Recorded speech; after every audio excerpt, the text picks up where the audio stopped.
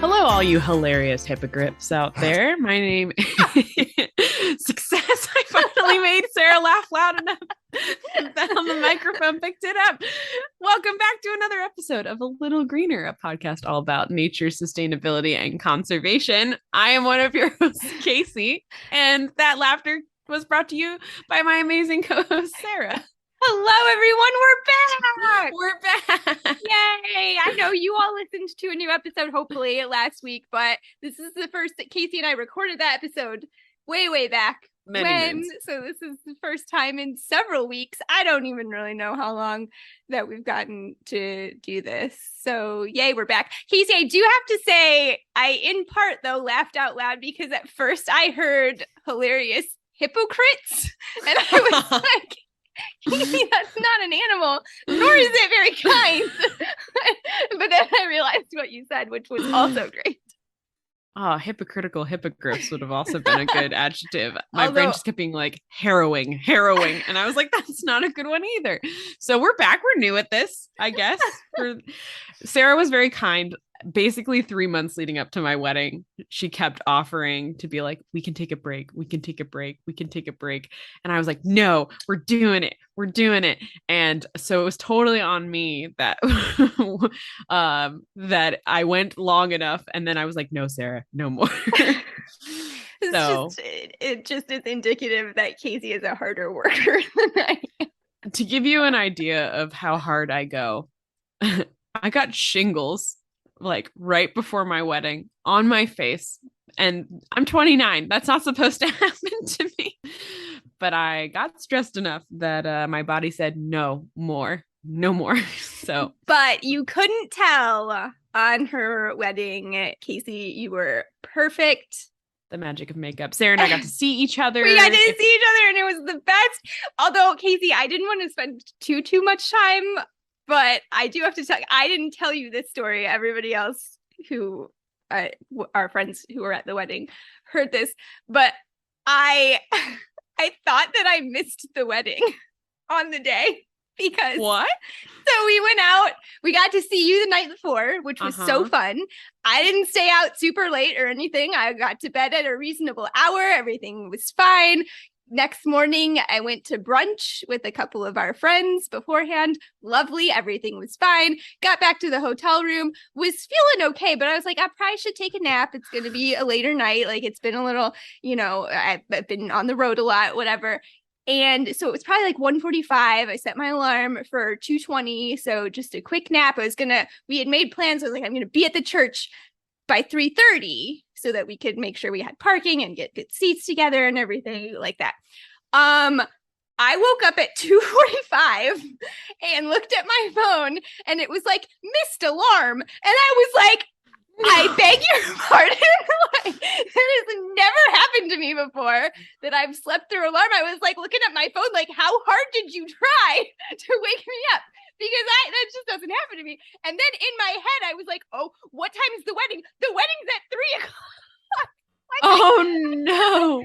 I can't make it. But then I was like, no, it's at 4. So I had to pull up your wedding website and reassure myself that I had until 4. But I was still like a mess. Like I was going to curl my hair. I was going to try to actually like try and do my makeup and all that stuff. But I was just like throwing things in bags, and I was like, I'd brush my hair. That's all that.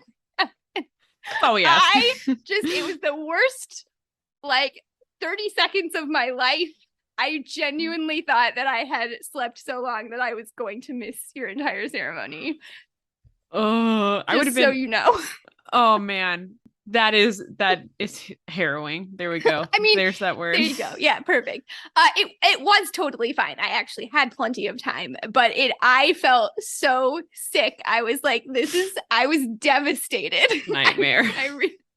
I really thought that I missed it. So I hope that your pre-wedding day was not like that. I hope things were pretty smooth for you. No, I was not worried about making it. I was sucked into that dress. So I was mostly just like, how to like move my body so I can still get a full breath in this thing. But it's fine. It was worth it. Everything was great. Like the magical. From the time that we arrived at the church the whole rest of the day. Everything was so perfect. I cried the whole way through. I told Andrew because he had to pop in for some reason. Like I saw him in the back like a couple minutes before the ceremony started, and like the second that I saw him, I started crying. That's amazing. And then it just kept on going, and I was handing out tissues to our friends in the prepared. Oh yeah. It was great. Oh man, it was my wonderful. dad, right before we were like coming down the door, was like, "Your papa would be very proud." I was like, "That's such a cheap shot." And so I came into the chapel like with the like crying face, and then yeah, so yeah, it was fun. It was fun, and if you guys are new listeners, maybe from my wedding because we were plugging it during it, got to take those opportunities. Hi, hey. That's right. We got a shout out during the yes, my sister put it in her maid of honor speech. Shameless plug. It was great. Meg. Yeah. Should we actually like do an episode now? I guess so. Okay. But it was so fun. Okay, Casey, we're talking about dragons. This is not going to be a super intense episode, and nor is this a super creative kickoff question. But dragons, mythological creatures. What, Casey? You gave us another creature in our introduction. What is your favorite mythological creature? Oh, it's such a good question that I haven't thought about enough in my life. When I opened today, I was like, gosh darn, I should have a pretty emphatic answer because I've spent a lot of time in my childhood thinking about these. I was definitely a dragon wolf girl. You know, there's that genre of like 10-year-old girl. I was definitely one of them. But I think these days, I really like griffins. I think they're like kind of majestic as far as the bird lion hybrid. They're like pretty I don't know, I just think they're really cool animals. Dragons still are up there for me, but I think I like the like fluffiness. I'm a mammal bias Yes, I feel that. I have not thought about this as much as one might have expected from me either, because I read a lot of fantasy for a long time. But I don't really have, nothing jumps out at me. I feel like when I was younger, I probably leaned more towards like unicorn type of thing, just because I was a horse person. Yeah. And when I was really little, I had My Little Ponies and stuff, and some of the My Little Ponies had the unicorn horns and stuff like that. So there's that, but I don't feel attached to that anymore.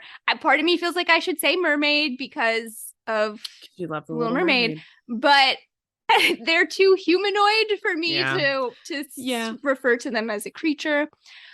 So it really I'm a big fan of phoenixes. They're cool. Oh yeah, they've got some cool stuff going on. There's just, man, once you go down that rabbit hole of cool magical creatures, you just keep popping up because they're just kind of inherently cool because we made them up. Right? They have to be interesting for some reason. Why make up something boring? Yeah. Right.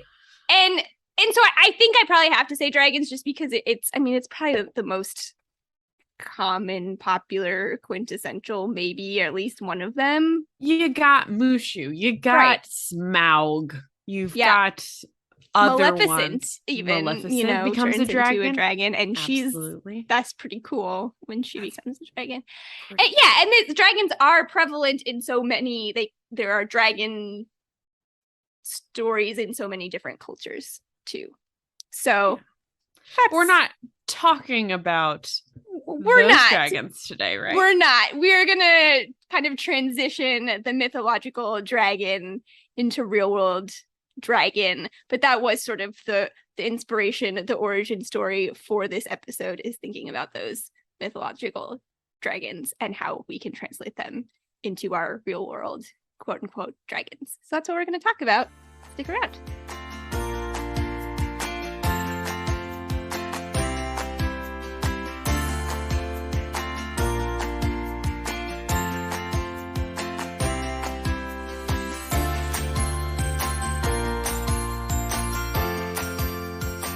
All right, welcome everybody to our first episode in a long, long time. Casey, I am really excited to be doing this. I'm sad to not be. Someday we're going to do one in person. We'll record one together, but I am really happy to be kicking back You're off back. again. Yeah. And we're going to kick it off with hopefully a fun one, talking about some dragons. And Casey, like I said, I did get the topic inspiration came from the mythological dragon. I know we've talked about this before, but were you a Game of Thrones person? Did you watch Game of Thrones? Not at all.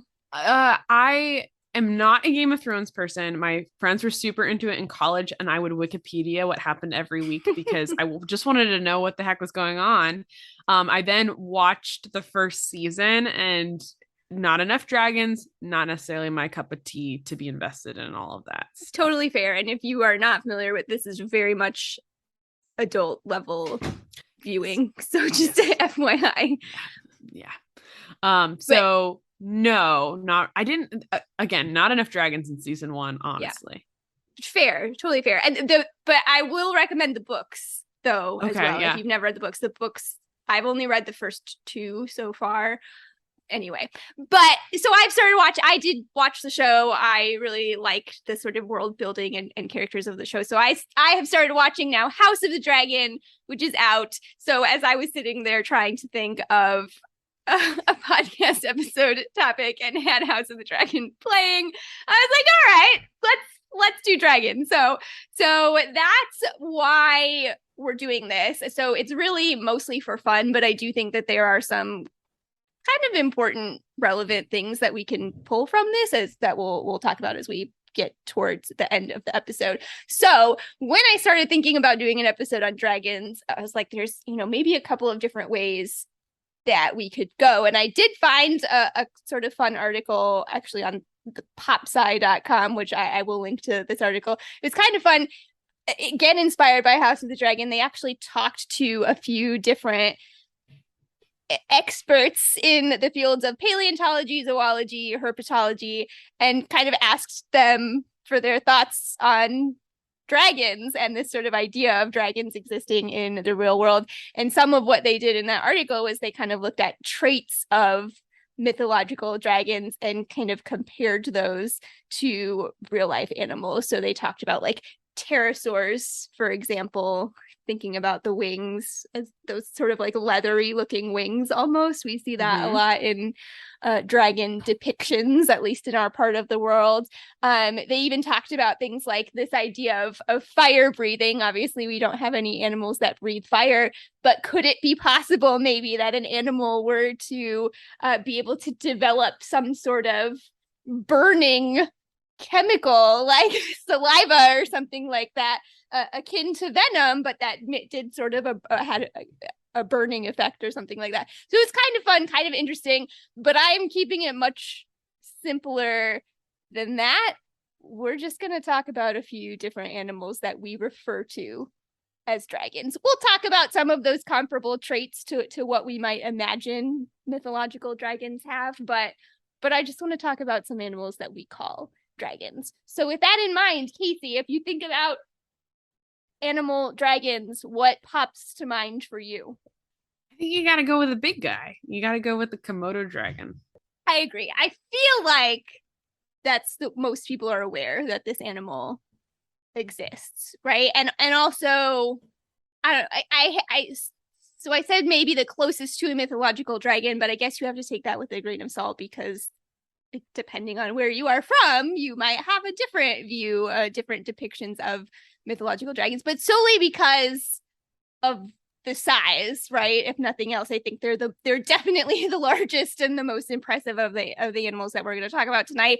They are, in fact, the largest and the heaviest lizard in the world. These guys are native to Indonesia. That's the only place that they're found in the world, and in fact, only on 5 islands in Indonesia. So they're pretty impressive. They're bigger than I am. They average around 150 pounds, but the largest on record was 360 pounds. Can you imagine a 360 pound lizard? I mean, I know we have crocodilians. Yeah, but so one of the things that I don't like is those paleontology sketches of ancient crocodilians where they're like on long legs and then they can run. I don't know if you've seen these. they're terrifying, like nightmare fuel. And that's sort of how I think of like the Komodo dragons is like, yeah, an alligator is huge, but it doesn't necessarily run super fast. Right. And the Komodo dragon's more agile than what a crocodile or alligator looks like it's capable of, at least on the surface. Yeah. And I guess just sheerly in terms of size, I was thinking, so if you're trying to picture, if you're not super familiar with Komodo dragons and you're trying to picture a lizard kind of this size, so you don't picture a crocodilian, right? Like they don't get that big. But like what I'm used to, we've talked about before, I had iguanas growing up. Those things get big enough, they can be up to 6 feet long and whatever. You get a full-sized iguana that's being territorial. That's scary. So for me then, trying to imagine 150-pound version of that is terrifying. Like, super impressive. So they are pretty amazing, and they're known, you hear a lot about Komodos and their mouths and their sort of defense mechanisms, or their I don't want to say attack mechanisms, but how they catch or subdue their prey. There's some debate about that. So I have a picture, Casey, and you all listening are going to have to do some Googling for yourself. But I've got a picture of a Komodo with his mouth open. Just curious, is there anything that stands out to you in particular as you look at this photo? Because I was actually pretty surprised. I am generally surprised that they don't, like, the teeth are not prominent. Thank you. I was like, where are the teeth? I kept looking at different photos trying to, because I was specifically looking gummy. To see their feet. They're very gummy. Yeah. So like when you think about a crocodile or alligator, like those teeth are very like forward as far as like the visualization, but it's a very pink mouth. It is very drooly. Yeah. This particular photo really shows off that. Yes, saliva. There's a lot of saliva, but yes, as far as like visible white teeth, I see zero. I see zero. They're there, and I don't think that they're particularly small either. I think they've got pretty good sized teeth. They are just kind of embedded in those gums a little bit, but they have about 60 teeth, and they're usually described as looking like shark teeth, or shaped more like shark teeth. So they're very kind of compressed from side to side, but sort of elongated front to back and serrated on the back edge. And I read somewhere that they could be up to an inch. That's feels pretty impressive to me, right? But they're just hard to see in their actual mouth, and they don't have a very strong bite force either. So that's another difference if you're thinking about these guys in comparison to the crocodilians. It's not their bite force that gets it. Apparently they have really strong neck muscles, so they have these serrated teeth, and then they have muscles that are really good for swallowing. So just rip it off and swallow. That's their go-to. Yes. Yeah. If you've ever seen them feed, like I was a Steve Irwin kid, so I watched a lot of Komodo dragon content as a child. And it is like it has that like throw back your head gulp gulp gulp sort of thing going on, rather than like a snake or anything like that. Yeah. That's a good contrast, because you think of a snake like snatching and grabbing and holding on. Yeah. So what they do then, because they don't do that, and Casey, you now being married now to a reptile guy, you please jump in and add if you have current information for us to add on to this. But I always, for the longest time, for years and years and years, it was that Komodo dragons have septic saliva, basically, that they have all of this bacteria in their mouths, and so when they bite their prey, that bacteria is going to get into the prey and cause an infection. So even if their prey gets away, they're going to die, and that Komodo is going to have a nice, easy meal. Now, though, in more recent years, I've read that they've over 50 types of bacteria have been identified in their mouths, but they think that is really just mostly from sort of the leftovers of whatever their last meal was, basically. Yeah, like, so what was sort of described to me, I feel like as a child, which is pre this new information coming out, is that like they're gonna nom on you and they don't have to nom very hard. It's just a little like and that bite wound will get infected and you will die. And that is like just because of the bacteria in their mouth, according to that old thought process of just like, nope, you're just going to get infected. Like it's not a venom. It's not going to travel through your system. It's infection that's going to happen. But that's not quite where we're at right now, right? Yeah. So, well, like I said, there is bacteria that have been identified in their mouth, but that like that's not necessarily, it's not good for you, right? But it's not necessarily something that animal does or has as a specific sort of adaptation, if that makes sense. It's just sort of the way things work from the food that they eat. There are some good spots and some good material in there for growing bacteria. They do now describe Komodos as producing venom. So they have identified, I guess, and I feel like maybe there was debate whether or not it was true venom or not, but they have a venom gland that basically helps keep their prey's blood from clotting. So they're going to bleed out, basically, as a result of the bite. Is that consistent with the information in the reptile community, as far as you know, Casey? You're my as an emissary from this. No, Andrew would definitely actually have a lot better information but this is my understanding of it. Growing up, we were always told that there were two species of venomous lizard: Gila monsters, and beaded lizards. So we know they have venom, and if you look at a Gila monster's skull, you're going to see a bunch of like similar-ish teeth to a snake, except those fangs. Like those fangs aren't there. When we think of venom, a lot of times we think of like this injection, like a hypodermic needle into your body. Was that the debate, that because they didn't have an injection system, basically? Yeah, kind of. So the Gila monster instead has grooves that run along the bottom jaw, and so the venom glands will produce the venom, and then as they bite, it's sort of incidentally in their saliva, but it's at high enough levels that it's like very toxic. But they've found in monitor lizards, which is where Komodo dragons fit into the scale, that there's a lot of maybe a spectrum of how toxic their saliva is, to a point where maybe if with better detection tools, we're able to say, yeah, this is starting to count as a toxic thing. Is it venom if they're not injecting it? Technically, under our simple definition of venom, which is if, through a bite, as it's injected with the saliva. I mean, we have snakes that have rear fangs, which is really just for digestion. Even our own saliva is considered part of our digestive process. It's like a pre-digestive method, not because it's venomous, but because it does have enzymes in it that helps break down food. So once you hit a certain level, like where does venom get to be called venom, and what is just a mechanism for digestion? So like, does it have to kill something? Does it have to slow it down, etc.? Right.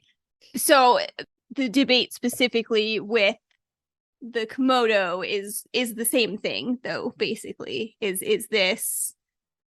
My understanding is yes, and that like the venom is not so strong that it's necessarily fatal. In that way, you can have like a weak venom. Yeah, it is very interesting, and it's interesting how these things change. Do you want me to call Andrew in? Because I can do that. That's fine. We'll follow up. We'll follow up in future episodes. But I just think it's very interesting. And I mean, it just goes to show you that there's always more to learn. How, like, this was something that I just very specifically remember learning. And kids will still come up and say, I talk about Komodo dragons every once in a while.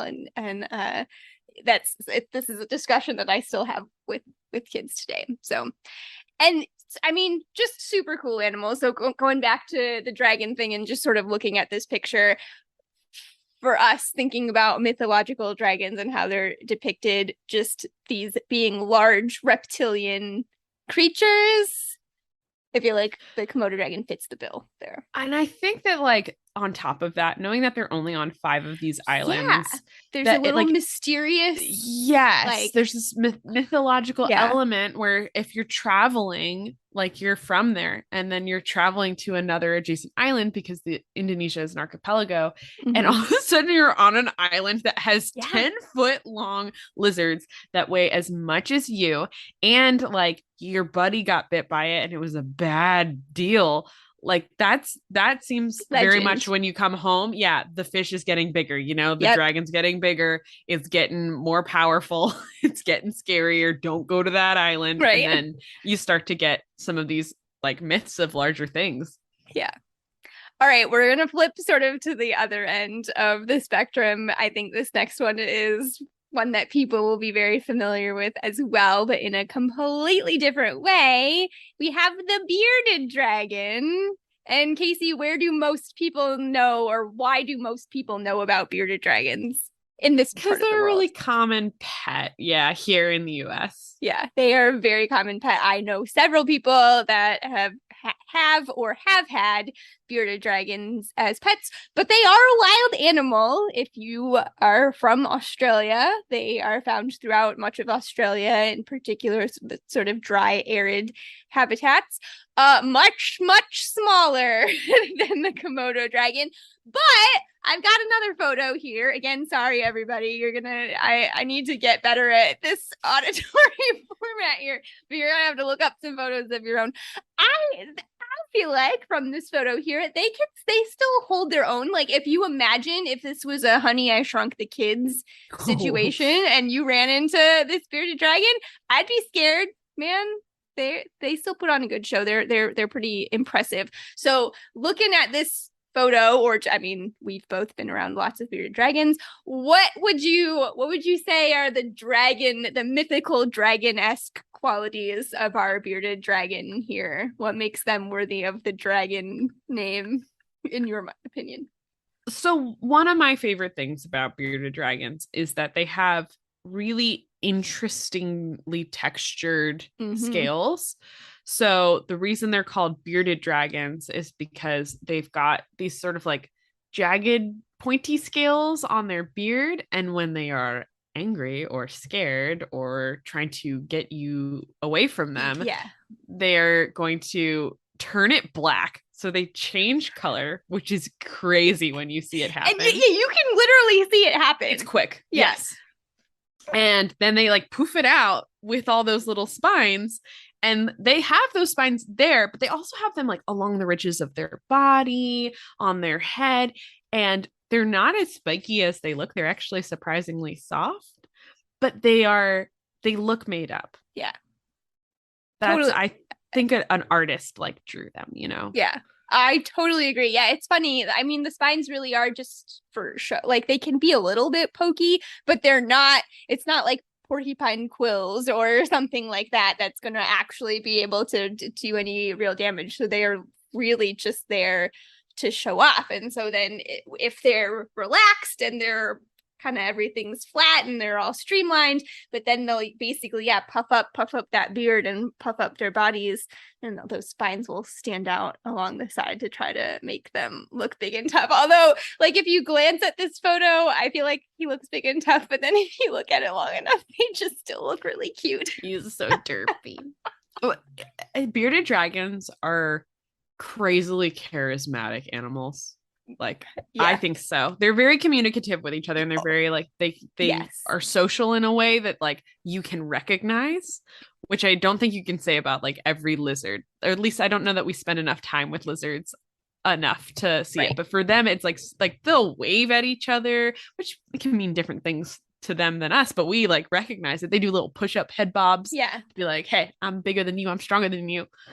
They're just so charming. Yeah, I do feel like they're very communicative you can pick up on their personalities maybe a little more quickly and easily than you can with some other species. So yeah, I think I agree with everything that you said. I think it's that appearance, and again, if you think back to mythological dragon images that you see, I feel like that's sort of spiky, having some kind of, whether it's spikes on their tail or a spiky ridge or whatever, that's a very mythological dragon-esque characteristic. I was trying to think of some other things, and you talked about their personality, and that they kind of will do this sometimes to tell you to go away. They are territorial, and I feel like that's a dragon thing as well, right? Our mythological dragons are sometimes known for guarding their caves or whatever the case may be. Yeah, yep. Fords, yep.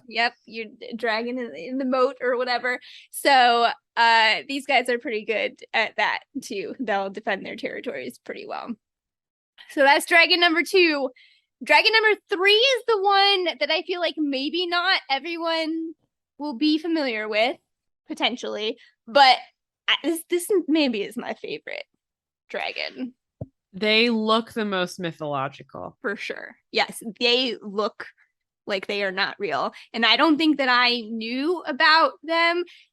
We're talking about sea dragons, everybody. I don't think I knew that they were real until I was maybe in my 20s, and I'm really sorry to say that, but I don't think I'd ever seen one. I think there's a new exhibit of them opening actually pretty soon in the Midwest, but they are seahorses basically. They're in the seahorse family. Yeah, the pipefish family. So if you look at a picture, everybody Google it, you're gonna see you uncurled a seahorse and then you put kelp on it. Yeah, so we're looking at a photo right now of the Leafy sea dragon, which is the one that I saw first. And I'm pretty sure it was at the Florida Aquarium, I think, is the first time that I saw a Leafy sea dragon. And I was shocked. I was blown away because they do look fake. And yeah, so if you imagine kind of a longer, slightly uncurled seahorse, but also lay it horizontal, right? Seahorses are typically more vertical. The sea dragons are going to be more horizontal. And yeah, these Leafy sea dragons have these lobes of, I'm waving my arms in the air randomly, that are just undulating in the water.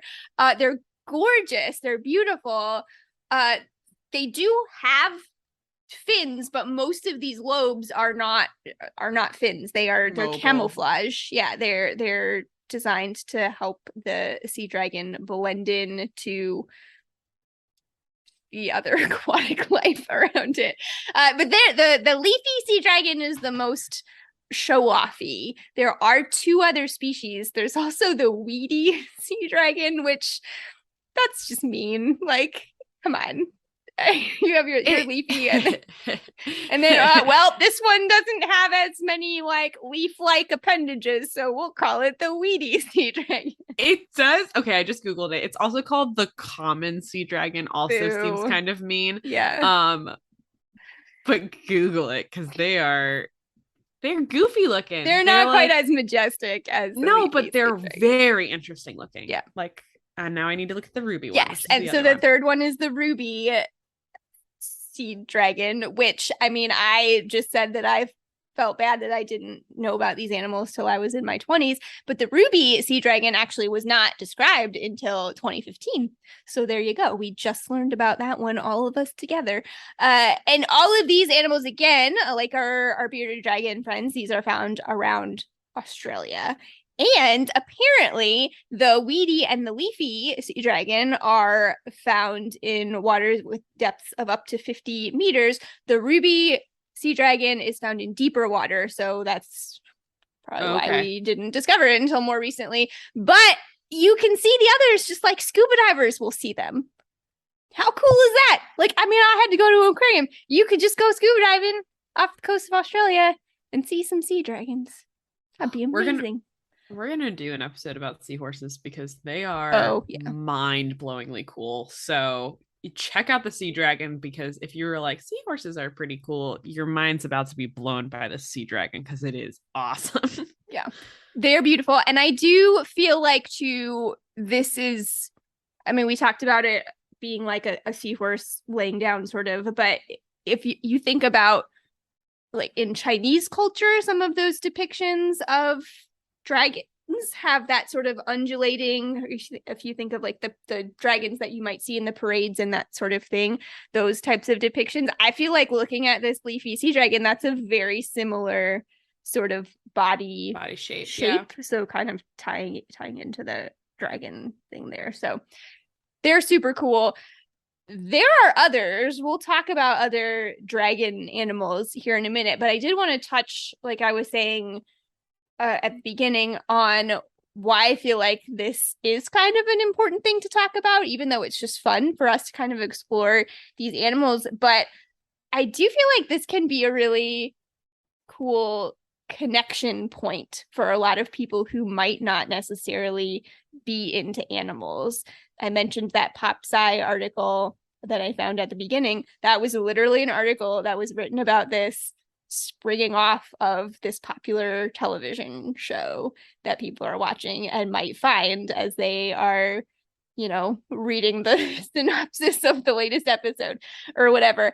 And I have used this. I don't know, Casey, have you, as a conservation educator, do you have an example, or have you done this before as a conservation educader?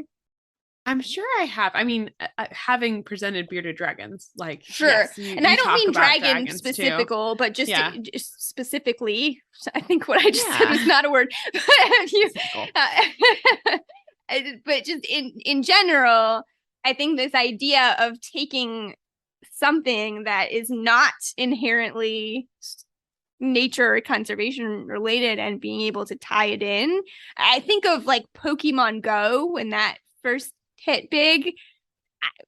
Zoos were using that, and other institutions were using that, and kind of looking at different Pokemon and comparing it to real world animals. And I think that got a lot of people, as a starting point to get people interested. Yeah, one of the things, my sister went to school for film, and she's been really into special effects. And I think it's cool when they draw certain things from real life animals and put them into things. So I'm sure the animators for the dragons on Game of Thrones had to have references to other like real life animals, because they need to understand like how that texture plays with the light, texture and movement. Yes. And so when you start to go down that rabbit hole, you start to see like, oh, the apes in Planet of the Apes, even though those are nearly mythological because they're speaking apes, are based on like, what are these behaviors that are real versus ones that were made up for it? Or, where does that sound that dinosaur in Jurassic Park made? Yeah. Where does that come from? What sort of animals did they mix together? And all of a sudden you have this connection point to something that's not real based in reality. So yeah, I definitely, not just pop culture, but these mythological creatures can be our gateway. Yeah, for sure. And so I think that's an important thing to consider. We'll talk about that a little more with our challenges when we wrap up. So thanks, Casey. That was fun. Stick around, everybody. We will have our challenges for the week in just a moment.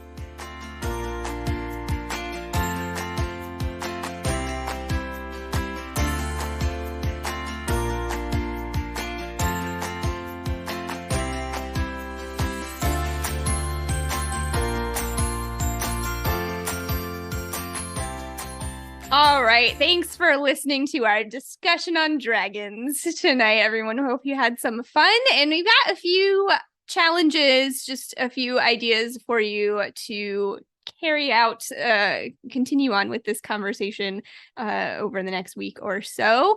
The first one, it kind of feels like it's maybe more targeting folks who have kids or are around kids, if you're an educator of nieces and nephews, whatever. But really anyone can do this. This doesn't have to be just a child thing. And it is just to look for ways to do what Casey and I were just talking about.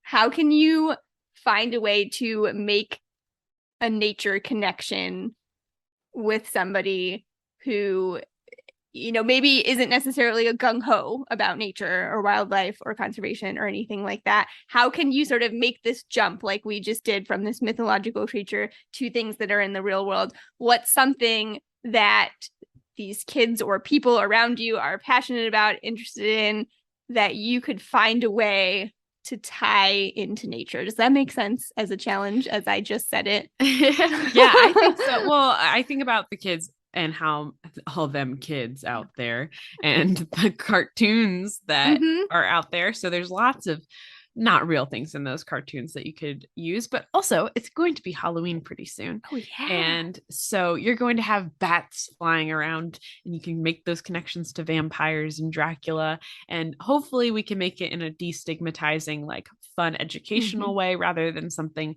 to make some of these classically Halloween animals scary or more mythological. But yeah, we can definitely tie in that excitement for any sort of little living being into something that's real. Yeah. And it doesn't have to be a big, like, we don't have to make a lesson plan out of anything, but just find, some little tie-in. Oh, this animal is called a dragon. What do you think makes this animal look like a dragon? Having just little moments like that. So just look for those opportunities.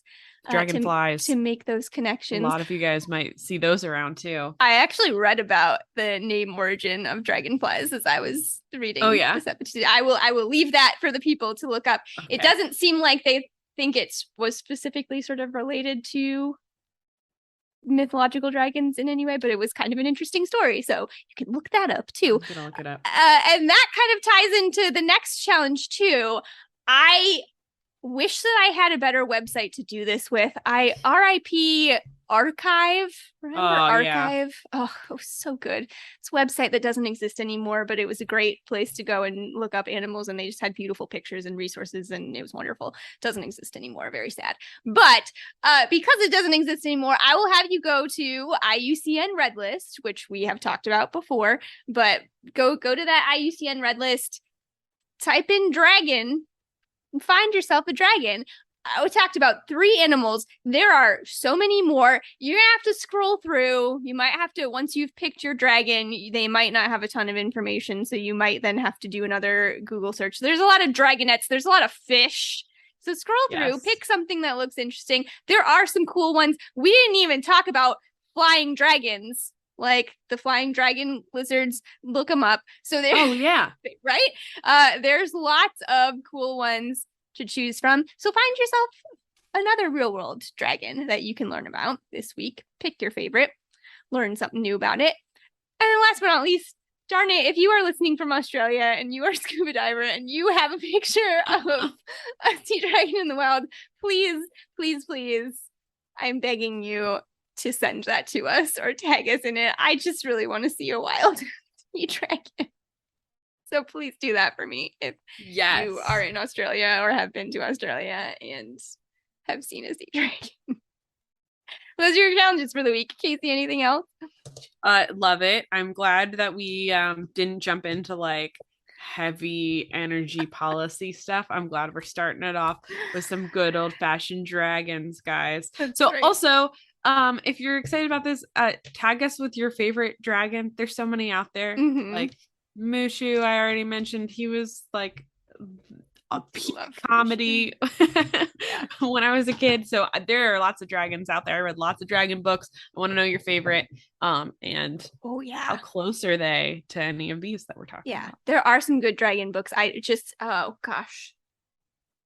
There was another good dragon series. Casey, I'll give it to you later. I can't remember what the name is anymore. But tag us in all your dragon things. And in order to do that, you can find us on social media. We're everywhere. We are on Facebook, Little Greener Podcast. We are on Instagram at, what are we on Instagram, Casey? A Little Greener Pod. A Little Greener Pod. We're on Twitter at A Greener Podcast, and you can email us at A Little Greener Podcast and gmail.com. It has been far too long. I have fallen out of the habit of all of the things. We're also on YouTube now, so you can find us there. Again, you can. Still have not been uploading our back episodes, but all of our newer episodes you can find there, and you can turn captions on for them if that is helpful to you. So thanks for listening, everybody. We're Thanks so for glad to be listening. back. Go listen to The Big Fix if you haven't Yeah. yet. Listen to it. If you thought it was cool, buy that book because that was a super cool opportunity. We want more people to reach out to us and Yes. talk to more cool, awesome people doing cool, awesome things. So Yes. And by the time you're listening to this episode, the book will actually be out officially Yes. for release. So you should be able to perfect find time. it online or in stores near you. All right, guys. We'll talk to you next week. Yay! 2 in a row. Bye, everyone. Bye.